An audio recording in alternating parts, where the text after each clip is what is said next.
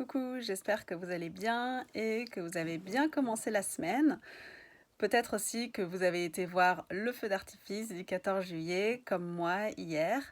Et je me faisais vraiment la réflexion que c'était c'était tellement beau en fait, et vraiment des moments magiques. Et je me suis dit, c'est un peu comme dans notre vie, c'est vraiment des moments, voilà, super agréables, qu'on attend, qu'on aime et qui nous laissent des souvenirs impérissables, on va dire, surtout si on les a vécus avec des personnes voilà, qu'on apprécie, qu'on a passé un bon moment. Et je me suis dit, mais pourquoi la vie, en fait, c'est pas que des feux d'artifice, c'est pas que des moments comme ça. Et c'est vrai que souvent, c'est ce qu'on veut. On a envie de vivre plein de bons moments et, si possible, que des bons moments et vraiment des choses agréables. On a envie, voilà, de se sentir bien, de se sentir joyeux, d'être heureux. Évidemment, qui ne voudrait pas l'inverse?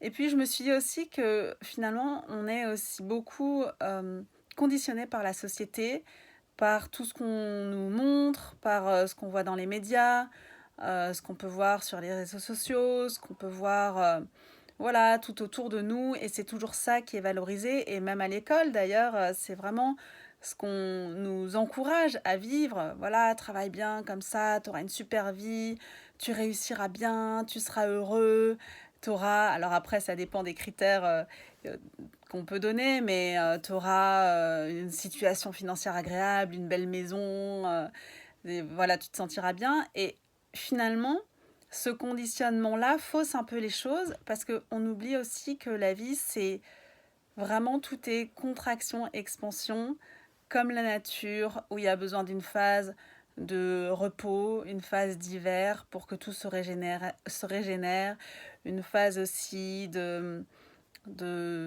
bourgeonnement où les choses arrivent mais sont plus lentes.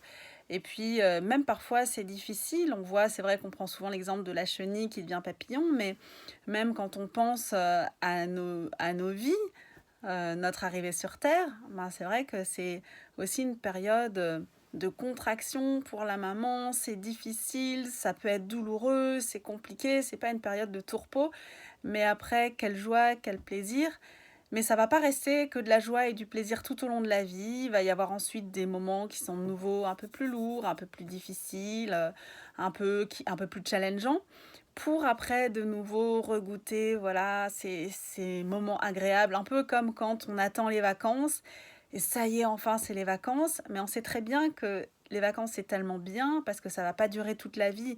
Et que si on vivait toute notre vie en vacances, peut-être au bout d'un moment, on trouverait ça moins exceptionnel, moins grandiose, et que ça deviendrait plus banal. Ben, je crois que dans notre vie, c'est un peu ça aussi. Il y a toujours ces moments de contraction, d'expansion qui sont rappelés par notre cœur qui bat. Et justement, notre façon de... notre rôle, si on peut dire, pour vivre la vie de la façon la plus... d'avancer notre chemin le plus peut-être même pas le plus agréablement possible, parce que de toute façon, il y aura des moments qui seront moins agréables que d'autres, mais en tout cas, de la façon la plus sereine possible, c'est d'accepter qu'il va y avoir ces périodes d'expansion, de contraction, c'est d'accepter de se laisser traverser par ce qui est là, par la vie, et de... Alors comment on fait ça? Ben, j'en ai déjà parlé régulièrement. Pour moi, l'entraînement le plus important, c'est voir ce qui est là. Qu'est-ce que je ressens en moi? Qu'est-ce qui est là dans mon corps? Qu'est-ce qui est là dans mes émotions? Qu'est-ce qui est là dans mon cœur? Et même au-delà, du coup, être vraiment, vraiment en présence de, de cette partie plus sage en nous qui est toujours là, qui est toujours la même et qui ne nous définit même plus, qui n'essaye plus de se définir par des désirs, par des choses qu'on arriverait à vivre ou pas, mais vraiment accepter la façon dont on va vivre la vie et que c'est ok parfois d'être, de vivre des moments plus difficiles, d'avoir des émotions moins agréables, moins confortables.